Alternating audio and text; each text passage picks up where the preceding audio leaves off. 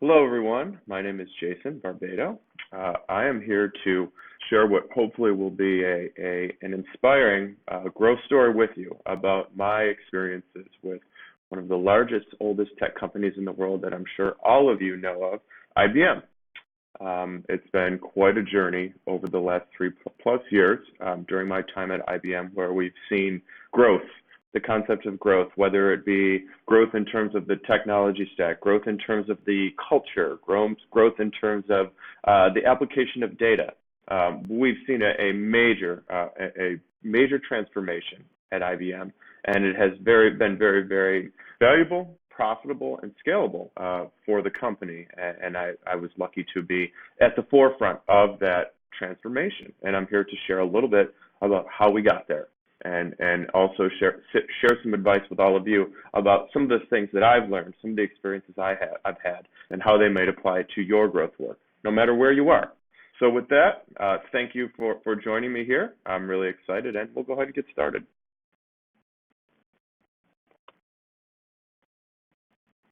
So a little bit about me. I've been a marketer most of my career. Quick start, a few years in journalism, newspaper actually, and learned very quickly that that wasn't a good place to be, and moved out of journalism and into marketing, where I've been since. I've had the luxury and the luck of, over the course of my marketing career, working with startups, enterprises, small and mid-sized businesses, agencies, as a consultant, as a freelancer. I've really had the luxury and the good fortune of being able to do a lot of things, and really, progressing and growing as marketing has really evolved over the last decade, from being very brick and mortar and traditional into the digital experience that we all know so well now. Along with marketing, like I mentioned earlier, for the last 3 years, actually leading up to October, I had been at IBM. I was at IBM from July of 2016 to October of 2019, and it does come with a happy ending. The growth program that I'm about to tell you about actually scaled so rapidly and became so successful throughout the organization that I was no longer needed to run it. And along with that, I've had the opportunity to move on from IBM here in the last couple of weeks into some independent roles. I am part of the time, I am the Vice President of Growth at a growth agency based out of California called Orange Pegs. I'm also a growth consultant, growth coach, and of course, being here in the growth mentor community, I've done some mentoring, which I've really enjoyed. So that's where I'm at today. And a lot of the things that have taken place along the way at IBM have really guided me here. So, and as you can see at the bottom, along with IBM, I've had the luxury of working with some pretty cool and some pretty, well-known brands, Question Pro, Earthlink, to name a couple, Chartbeat, which is a very cool technology. I did a lot of work with them, along with many others along the way. So enough about me. Let's talk about the IBM story. So, as I mentioned, I joined the company in 2016, and I was the second growth hacker by title, the second person ever at IBM with growth in their title, which by itself was ambitious. And given my marketing background, I didn't really know what I was walking into. But again, this was 3+ years ago, and as I'll explain in the coming slides, and as I go through the story, there was a lot of work to really take it from that place where we didn't really even know if we belonged to what you see at the bottom, where we are, where IBM is in 2019. As I was leaving the company a couple of weeks ago, I took count and took inventory, and I'm aware of over 200 people. They're not all growth hackers by title, but there are over 200 people applying the growth hacking model that I help spearhead. And it's a part of the culture. It's strategic to their products. They've built growth teams. They're applying the growth stack that I've been a part of, and my very smart, energized, and transformative team has been a part of. And you can see some of the other really fascinating and really humbling data points. We created a growth enablement and adoption program that has scaled over 15x. The last I checked, like I said, upon my departure, and last I checked as well, the growth hacks themselves, the actual experimentation that myself and my small team of growth hackers in our area of IBM put together, hundreds of experiments, netting out, as you can see here, millions in ARR, a ton of revenue, highly profitable. So really amazing journey. And again, this is all in just 3 years. So now the fun stuff. How did we do it? So this is really what this session, this presentation, my talk is all about. It is really how it all started out. I talk about the startup aspects, the entrepreneurial aspects. When I was hired, again, 3 years ago, middle of 2016, I was a marketer. I didn't even really know what growth hacking was. And, I had to sort of learn to talk the talk. I started subscribing to the right blogs, reading the right books, as well as trying to learn about the very complex, very matrixed, very process-driven, sort of slow-paced organization that IBM is and always has been. Given its size, given its legacy, a lot of things have been internalized. There are thousands of developers at IBM, so why would they go out and buy tools and do things with technology outside of their walls? Anytime IBM needs a tool for their own individual internal use, a developer sets up the code and builds the thing. And that's the way that culturally it really had always been. So walking into that space was intimidating for many reasons. Number one, I didn't really know what growth hacking was. Number two, as I mentioned, a very large, complex organization with many layers of organizational structure and bureaucracy and process and systems and things to really make something that's intended to be agile and data-driven and rapid, like growth hacking and growth, really come to fruition. So it was intimidating from the very first day. And, the question I asked myself probably in my first week was, okay, I think I know why I'm here. Will this thing even be able to stick? Knowing what I know about the company, knowing what I know about this massive enterprise and what I'm already learning about the culture and the pace and, all the things I've already described. So it was really about, is this thing even going to stick? And I'm very, very fortunate that I had worked at startups before I came to IBM because it became apparent to me very quickly that in order for this to work for me and for this to work for me on behalf of my greater growth team that was trying to do many other things, like I said, with technology and with data, and a lot of the fundamentals that were really just missing to become more transformative and be a more digital brand and digital company with product experiences and with marketing and everything else, I immediately went to my entrepreneurial spirit, went to the entrepreneurial experiences I've had, the entrepreneurial approach that I've always taken, trying to do more with less, being resourceful, being bootstrapped, so I really took my experiences as an entrepreneur and working at a startup into the role. And I said, okay, growth hacking it's my job to make growth hacking stick at IBM. And this is going to be my business inside of the company. This is going to be my internal startup.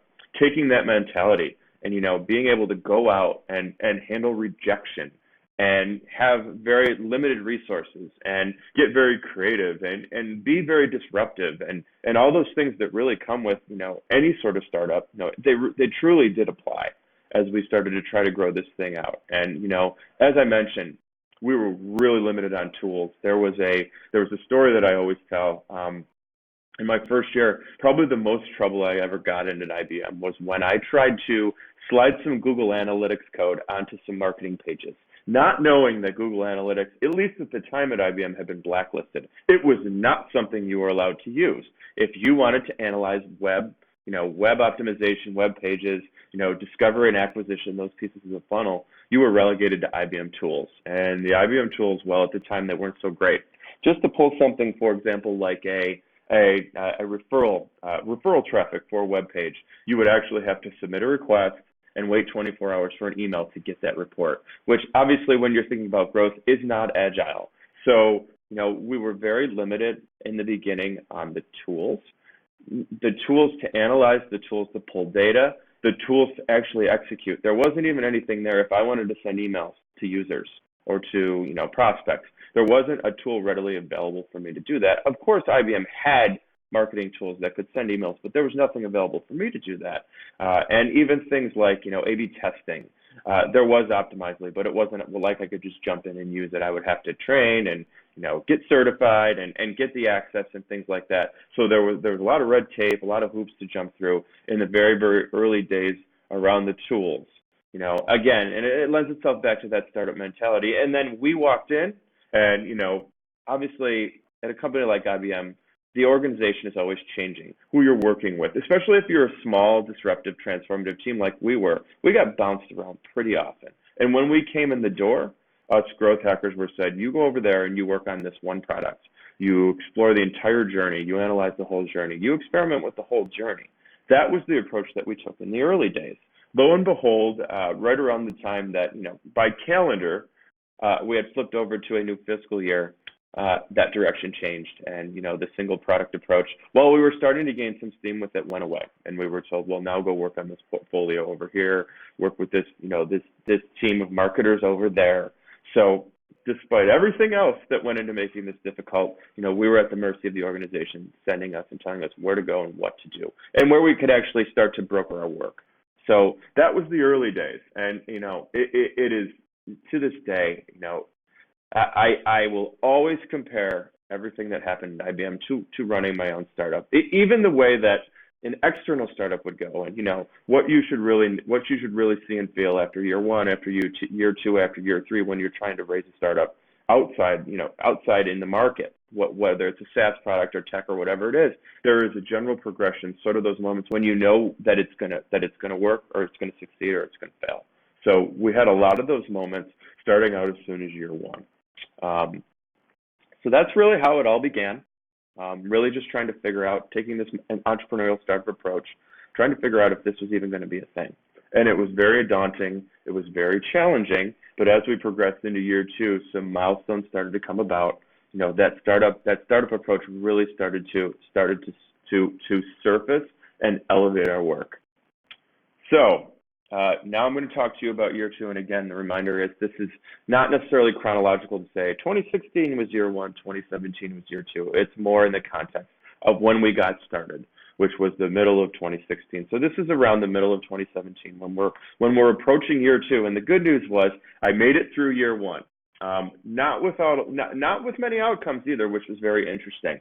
It was really more about disrupting systems and disrupting processes, and again, taking on that very entrepreneurial spirit to just going out and brokering, talking to people, trying to find those early adopters, trying to navigate the organization, trying to navigate the technology stack, trying to learn and understand the thousands of products that IBM has, whether they're the hardware, the on-prem, the cloud, analytics, software as a service. There's just that's been one luxury about IBM, as well as that thousands and abundance of products. And we really were agnostic as to where we could go do our work. While there was some direction, the overall direction was, Jason, you go figure out how we can validate growth hacking, make it profitable, and then make it scalable. So while there were some boundaries, there weren't too many that I couldn't find my way, luckily. So I've already described to you some of the growing pains, like I said, around the technology stack, around the fluidity of the organization, around rejection and objection. I found, particularly in enterprises large as IBM, there are a lot of long-time employees, people that have been there 10, 20, 30 years, very, very much, relegated to their own swim lane. They know what their accountabilities are, they know what their mandates are, and they just go off and do their thing. And they really don't, deviate too much from what they're there to do. So to have this random growth guy come in and say, hey, I did all this analysis on your product, and I signed up for a trial, and I did all these things, and here's what I've learned. Here's some of the sort of the objective opinion I have. I really think I can help you. While that might sound inviting to a lot of these, longtime IBMers, or people that are really just very concentrated on their work and their discipline, this wasn't always warmly accepted. A lot of rejection, a lot of objection, a lot of questions like, who the hell even are you? Where are you coming from? What do you mean by growth hacking? What is that thing? Why are you trying to put that inside of my product? I don't want that. You're not touching my code. You're not touching my data. There was a lot of that rejection and objection very early on. And again, it goes back to that startup mentality and that entrepreneurial mentality that you learn from those rejections and those objections, and figure out ways to get better the next time you have to make that pitch. So luckily, I got so good at the pitch that I was able to find some product teams that had a growth mindset, had a good amount of data, had pretty viable products, long-standing IBM products out there in the marketplace, and they were willing to take me on essentially and say, sure, come on, come talk to our marketers, come talk to our product people, our designers, our developers, and let's figure out if there's things we can test. And I'm so grateful for those couple of early product teams, because without them, the happy ending that's coming up from the story might not be. So, it was really about, really buddying up with anyone and everybody I could within those various product teams and product organizations to really make them accept what I was trying to do, allowing me to access certain things like their data, like their Optimizely, like product code, all the things that I could possibly get my hands on and get involved with really led to some of the early successes. If you're looking at the visual, I always bring this one up, especially when I'm out in Silicon Valley. I'm a San Francisco Giants fan, and this is the San Francisco Giants baseball stadium, now called Oracle Park. It was AT&T Park at the time of this image. But I always bring this up because, to me, I've always called the really big milestone wins that really validated things and completely flipped that startup approach on its head, and really, turned it from an outbound practice to an inbound practice, where the demand went from me going out to find it to it coming into us. Was through some real big milestone experiments with one of our legacy statistics products. Over the course of 3 iterations, we started out with an 8% engagement rate, just moving some CTAs around on a pricing page. It wasn't intuitive. People couldn't buy digitally very easily, so we just started experimenting with that in a few small countries. Minimally disruptive, not very, very difficult, not very scientific, just simply saying, hey, let's move this around and see if more people buy. And lo and behold, 3 iterations in, we were so comfortable with how engagement had increased. I think the number was about 8%, that we were just seeing more people click the buttons and start to proceed towards making that digital buy, that the product team came to me and said, we're sold. We love this. We want to incorporate this around the world with our products. So it ended up being 2 statistics products in about 140 countries, where the intervention that our growth hack created was standardized. So again, 140 countries. That was the first real milestone moment, the first victory that we had, the first home run, was simply having a product team say, we love what you've done. We want to put it in front of all of our users and all of our prospects in every country where we do business. Huge, validating, rewarding, so amazing. And lo and behold, when we sat down after that standardization had took place, we found out through a loose attribution model at the time that experimentation on its own generated about $6 million in ARR, which, again, the standardization by itself was a milestone. But then to take out into that internal IBM market where I'm trying to grow growth hacking and say, hey, we ran this experiment for this product over here, and it made $6 million. Wouldn't you know, just like I said, everything flipped, everything changed. All of a sudden, product teams were coming to me to say, hey, we heard about that $6 million experiment. We heard about that experiment that you scaled all over the world. How do we get a piece of that pie? We want to do this too. And we want to work with you because we want that same outcome. We want to learn about growth hacking. We want a piece of this. Things changed really quickly with that experiment, and then there was another one later in year 2 involved with credit card transactions, people trying to upgrade from trial to buy with a lot of our SaaS offerings. And their credit card would be rejected for one reason or another, whether it was an input error, whether it was a system error. They just weren't able to get the the almighty upgrade where they go from try to buy. They weren't able to do that. In the thousands of users per month weren't able to do that. So by this time, we had added messaging to our growth stack. We had tools where we could do in-app and email messaging. And we started to create an intervention that was actually a combination of in-app message and email message to try to catch those users at the moment that their credit card transaction was being rejected, get them into a chat pool where they were talking live with a representative who could help them get over the finish line and complete that transaction.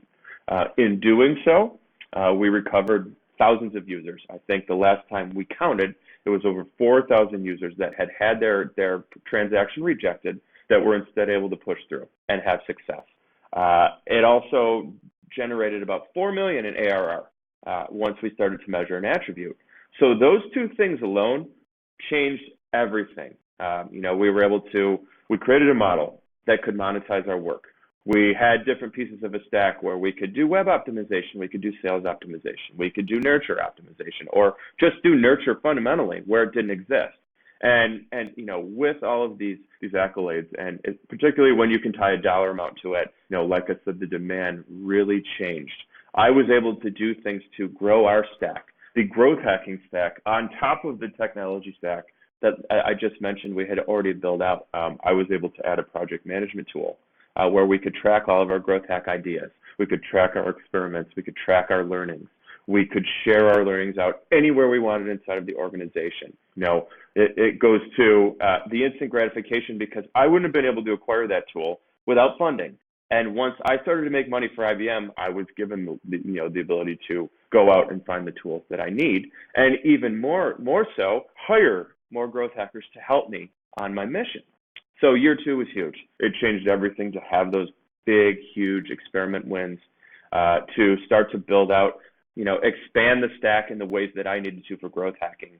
And like I said, in the context of a startup, find those early adopters, find some MVP ways to do what we were trying to do and see some success. So year 2 was huge. The story wouldn't exist without it. Moving into year 3, things continued to change. Again, our stack had expanded. So now it was about, okay, you've proven growth hacking in IBM. Your startup has officially been successful. And I liken it to, your funding at a startup. I was able to fund the things that I needed, adding to the stack, hiring advanced growth hackers. I was able to grow and enhance my product, my startup inside of IBM, just because of the success that we had. And, that's where we start talking about from startup to scale. So it had been proven as profitable, it had been proven as fairly agile, where we could execute where we needed to, when we needed to. And then the demands changed. It wasn't about the proof points. It was about, we need to get as many product teams doing growth hacking based on your model as we can, as fast as we can. So inevitably, to do that, we had to even add more agility to our work, to do more faster, to get more teams doing it on their own, to get them moving quickly in a place where things don't always move quickly. And that really leads to the third item down, which is our Growth Accelerator Program. And the Growth Accelerator Program was sort of when you liken it back to the startup, this was our second product release. Our first product release was simply the business model, the operating model, growth hacking's model. The second, can we do it at IBM, and here's how. Just very baseline execution. Then it became, like I said, about scaling it, getting more product teams doing it more quickly. So we went out and we tried to develop a program for that, and it ended up being called the GAP, the Growth Accelerator Program. And through a couple of iterations, we arrived on what became a highly agile, highly transparent, 6-week adoption and enablement program, where a product team would come in with no knowledge of anything. They didn't even know what growth hacking was. So I'd be talking about Sean Ellis and growthhackers.com, and just some of the pioneers and how it worked for Airbnb and Dropbox and all the growth stories that we all know. That would be the introduction. And then it would quickly go into, well, here's how IBM's doing it. Here's why it's working. Here are the tools. Here are the applications. Here are some of our success stories. Now let's put that all into motion for you. So over the course of the 6 weeks, we would introduce, we would tool them up, get them on the stack. We would train them on how to use the stack. And then we would go right into an exercise where us as their objective partner would take a qualitative and a quantitative journey. We'd create a journey map to say, from discovery, from when I search for your product in Google, all the way through the buy moment, we're going to map that all out visually. Then we're going to go to the data, the luxury of the expanding data platform that we were building, and start to measure things and compare that journey map to some of the data points and say, well, we're finding that step 3 has a 60% drop off. What are we going to do about that? And we would propose ideas and some of those insights to the product team. At that time, the outcome essentially from our analysis would be to present to them both those insights and some recommendations. Recommendations being growth hack ideas. Here are 10 to 15 things we believe we can execute quickly now that are going to create some quick wins, that are going to make your product more money, that's going to bring in more usage, that's going to bring in more users, all the things you're looking for. We just need to set it in motion. So over the course, usually this is about the third sprint out of the 6 weeks, and we're talking about 2-week sprints. We would start to execute, find some low-hanging experiments on some marketing pages perhaps, or create a couple of messaging and nurture interventions where they just didn't exist to try to, drum up some numbers, pique people's interest, have them tracking things, and ideally find some wins to really warm them up and have them wanting more. So by the end of the 6 weeks, they have everything. We've organized a growth team that's highly cross-functional. So there's a growth lead, usually a digital strategist or a marketing lead. And then that's followed by other marketers, product marketers, content marketers, design, development, any sort of analyst or data science function. They would all have a seat at the table. They may not always have a role, but they at least had to be bought in and supportive of what was going on and aware of what was going on. And, again, the graduates, as we call them, would be these product teams that are fully growth enabled, running their own experiments, working cross-functionally, and essentially they go off and they growth hack into perpetuity. That is sort of the scope of our Growth Accelerator program. And I'd be remiss without mentioning that I've definitely, spoken many times in many places about the Growth Accelerator program. And speaking of Sean Ellis, he's been listening from time to time to the point where he has gone on the record, both with me personally and in some of his speeches and blogs and things, to say, in looking at the IBM Growth Accelerator program that I've created and myself and my team have helped product teams implement, it truly has been, at least in his experience, best in class. He has not found a better enterprise growth program out there in terms of its profitability, its scalability, the rate of delivery in terms of it only taking 6 weeks to get product teams through it. And again, like I said, this program has scaled 15x. We had 3 teams in this program at the start of 2019, and upon my departure from IBM, we had over 50. So amazing scale, and it just continues. Another aspect of this, beyond the Growth Accelerator program, is we were asked to go more global. So we started working with sales organizations all over the world at IBM to help them, experiment and optimize the sales journey that they're providing their users. And even more so, one of the humbling moments for me was I talked to one of the leaders, one of the executive leaders in our hybrid cloud group, and this was towards the beginning of the year, and he said, "Jason, we're completely adopted and bought into your program. We're going to actually make a variation of it for ourselves." And I was flattered by that. And then he said, "Oh, by the way, last year we didn't really do any experimentation, but our goal this year is to run at least 500 experiments." So basically going from nothing to 500 experiments based on this program, based on the model that had been put in front of them, was amazing to hear, very gratifying, very rewarding. So moving on, if I were to leave any advice with all of you, it would really be around the essential things that I've sort of mentioned as we've gone through this talk.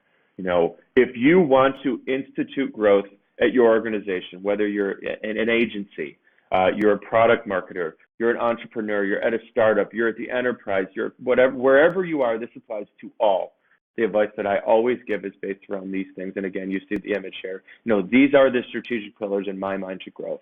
You have to have that startup mentality, that entrepreneurial spirit, handling the rejection, working bootstrap, not always having the things you need to get the job done.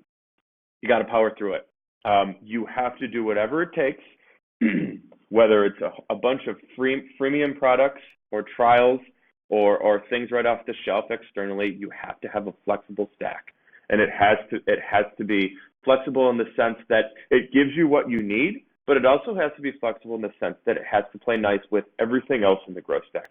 So all the tools need to integrate. They need to work well together, or else you can't move quickly. And you either won't get the learnings that you need, or you won't be able to execute fast enough, or you won't be able to track your work and celebrate those learnings and share out that content. Everything has to be flexible so that over time as you evolve, you can make the changes and make the upgrades that you need. But again, everything also has to work together very well. Culture of experimentation is very, very, very important. And I haven't mentioned it directly, but there were so many cultural milestones as well, where again, those teams that I couldn't convince at the beginning would turn around a year later and come forward and say, "Hey, now we're ready. We've seen what you've done and now we want to work with you. We're not here to reject you anymore. We want to do business with you." And that all comes about by just simply saying, listen, step back, think about the data, analyze the data, take that data-driven approach to your work. Try some off-the-wall things. Be a little bit disruptive. Instead of just doing the fundamental block and tackle, start testing, and then start testing like crazy. Agility, extremely important, especially in a large enterprise. You have to be agile. As hard as it might seem, you have to work in terms of sprints. You have to apply design thinking. You have to have playbacks and stand-ups and meet with your team for 15 minutes every day about what everybody's doing. And every 2 weeks, bring your executive stakeholders to the table and say, these are the experiments we ran, this is what worked, this is what didn't, and this is what we're doing next. All those things lend themselves to agility, and it's a must, particularly inside of an enterprise. I'd imagine it's much easier at a startup or a smaller mid, but agility is essential in my experiences with growth hacking. And then learnings, I've mentioned learnings a couple of times. It's called experimentation because these things don't always work. So you celebrate the good, you celebrate the bad, you celebrate the indifferent. When an experiment works, you celebrate that. You try to standardize and scale that out. When it doesn't work, you learn from that as well. You celebrate. I've almost found the losing experiments to provide the most learnings, because it really allows you to hit the reset button and say, okay, that was a bust. How can we go about this instead for better success on the next experiment? And even the inconclusives. There's got to be a why something was flat or didn't go one way or the other based on what you hypothesized. You have to celebrate all your learnings along the way. So with all that in mind, being sensitive to time, with all of this in mind, I'm dating myself here based on what you see on the screen, but there are no excuses. And I always tell people this: if I can do this, coming into growth hacking as a newbie, a marketing expert, but a growth hacking newbie, and in 3 years, scale growth hacking at IBM, make it extremely profitable, make it something that's strategic to the entire organization, there's no reason why you, no matter where you work or what you do, cannot do the same. So you have no excuses. You can do it too. And finally, I just want to leave you with my information. Again, my name is Jason Barbado. You see my email there. That is my Twitter handle and my LinkedIn link. I'd love to chat more with anybody who's come and taken a part of this, about anything, whether it just be a mentoring session, a casual call, perhaps maybe you have a need that ties to something that I've brought out in my experiences. Again, I'm now trying to take the model that I've applied at IBM out into the market. I'm so intrigued and so excited to do some of this work with startups and see if we can prove some of these same concepts there. Again, I also work at a growth agency, Orange Pegs. We'd be happy to chat with you in that regard as well. So I'm all ears. It's not a sales pitch. I just like talking about this stuff. It doesn't have to lead to anything. So by all means, reach out. I'd love to talk with you more about growth, whether my experiences at IBM, what you're doing, or just talk shop. It's always fun to pause and really just enjoy the work that we do. So thank you again for your time. You can find me on Growth Mentor as well. And I certainly look forward to networking with a lot of you and checking out a lot of the other awesome sessions in this virtual summit. So with that, bye-bye for now. Have a great day. Thank you.